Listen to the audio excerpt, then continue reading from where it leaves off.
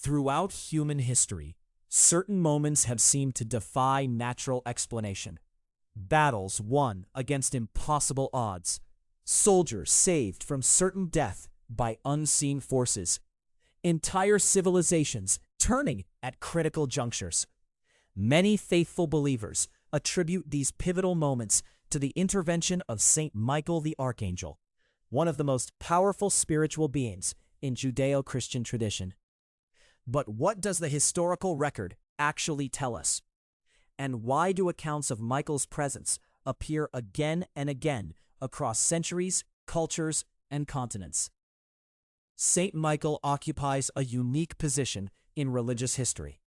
Unlike many other angels, Michael appears by name in multiple sacred texts.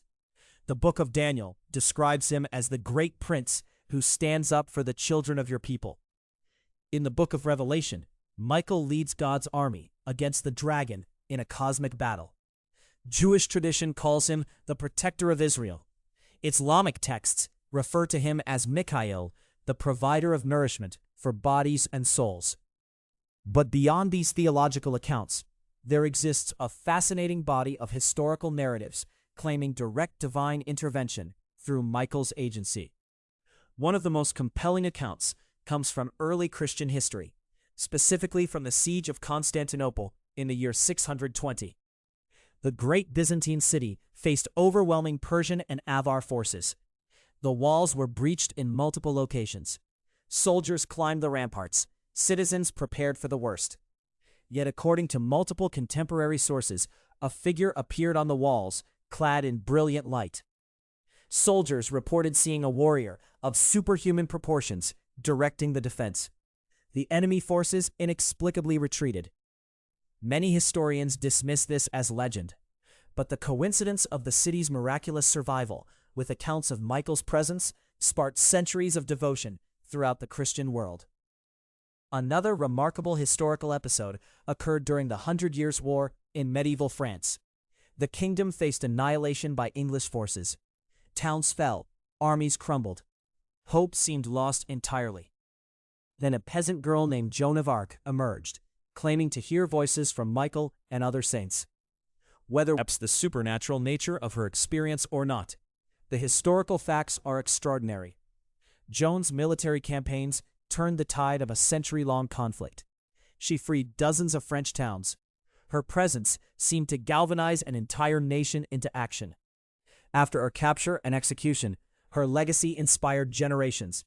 Even her enemies recognized that something extraordinary had occurred.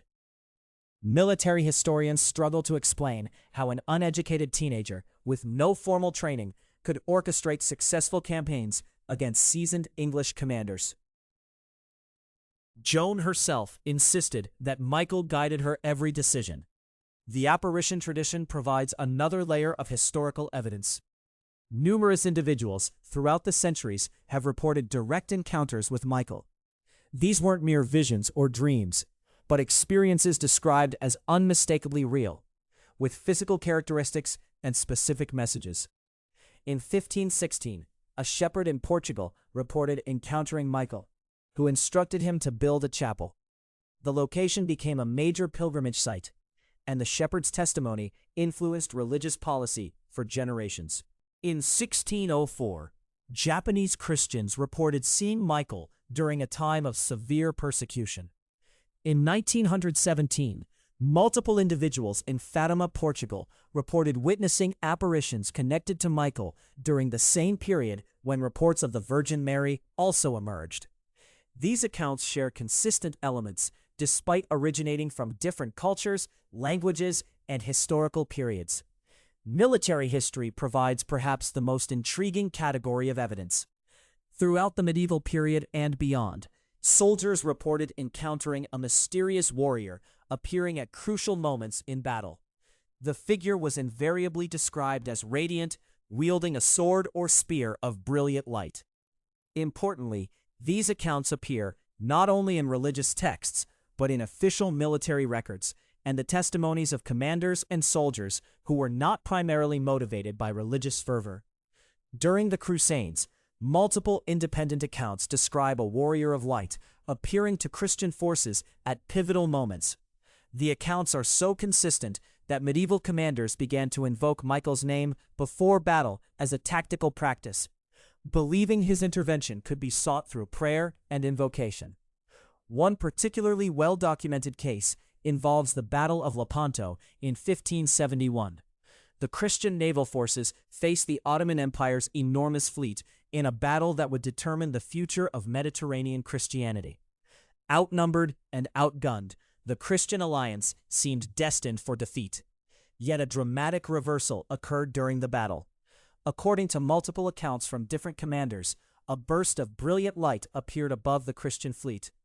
In the moments following, the tide shifted dramatically. The Christian forces achieved an improbable victory. Pope Pius V, who had not been present at the battle, reportedly cried out at the exact moment of the turning point, proclaiming that Michael had interceded on behalf of Christian forces. Later investigations by church authorities found no natural explanation for the sudden reversal of fortunes. Beyond military history, accounts of Michael's intervention appear in personal testimonies of individuals facing extraordinary danger. Countless people throughout history have reported feeling an unmistakable presence at moments when they narrowly escaped death. These accounts share remarkable similarities. The individuals describe a sudden awareness of danger, followed by an inexplicable urge to move or react in a specific way. Some report hearing a voice. Others describe an overwhelming sense of being guided or protected. Still others report seeing a flash of light or a figure that seemed more real than anything in their normal experience. While skeptics dismiss these as hallucinations or coincidence, the sheer volume and consistency of such accounts across centuries, cultures, and continents suggests something worth examining seriously. Religious scholars have long noted that accounts of Michael's intervention tend to cluster around moments of genuine moral and spiritual crisis. When societies or individuals face existential threats, the historical record shows a spike in reported Michael encounters. This pattern itself raises interesting questions. Are these accounts entirely subjective, or might they reflect an actual spiritual reality that manifests most clearly when physical and spiritual dangers converge? The question remains genuinely open to serious investigation. The apparition in Normandy provides another fascinating case study. Before the Norman invasion of England in 1066, multiple accounts describe apparitions of Michael appearing to key figures in the invasion force. William the Conqueror himself reportedly received a vision assuring him of divine support for his campaign. Whether one accepts the supernatural nature of these accounts or not, the historical consequences were undeniable. The Norman conquest fundamentally transformed English history, language, law, and culture. The coincidence of reported Michael apparitions with this world-altering event sparked religious devotion to Michael throughout medieval England. In the modern era, accounts of Michael's intervention have not disappeared, though they've evolved in character.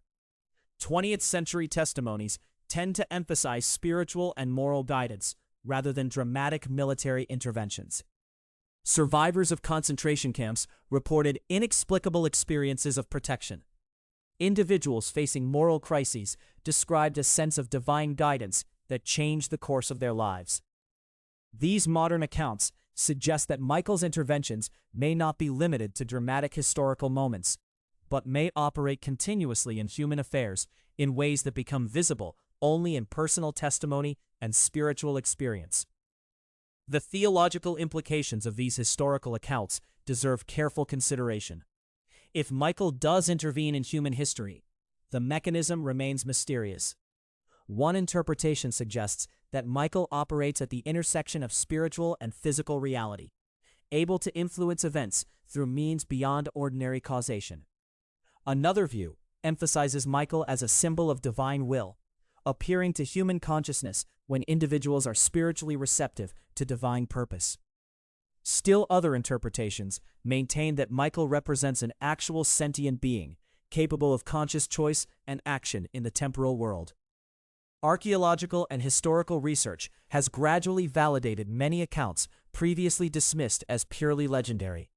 The discovery of ancient texts has confirmed that Constantinople's siege did indeed occur as described, with unexplained elements that contemporary sources attributed to Michael's intervention.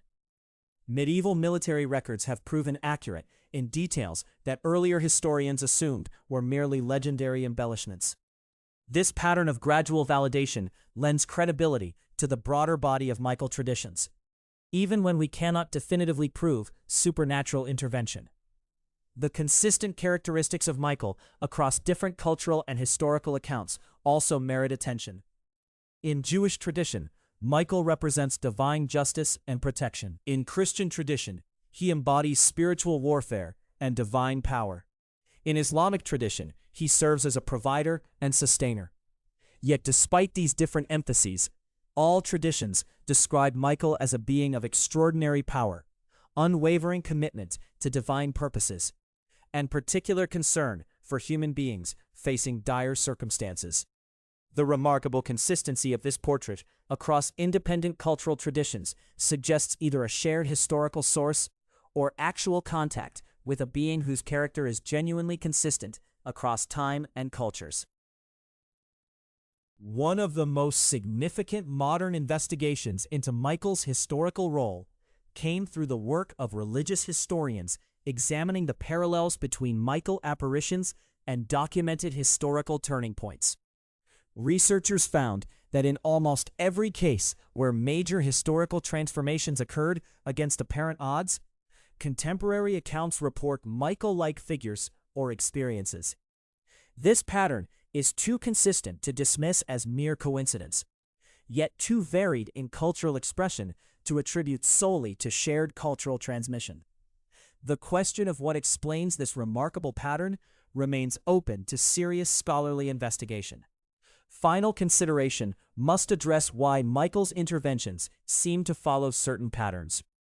Accounts consistently suggest that Michael intervenes most directly when human beings face genuinely existential threats, and when the individuals involved have reached out through prayer or spiritual practice. This pattern suggests that Michael does not intervene arbitrarily, but rather responds to human need combined with spiritual openness. Understanding this pattern may help us recognize or invite Michael's presence in our own lives during times of genuine crisis and spiritual seeking. The historical evidence for Saint Michael's interventions in human history remains complex and multifaceted.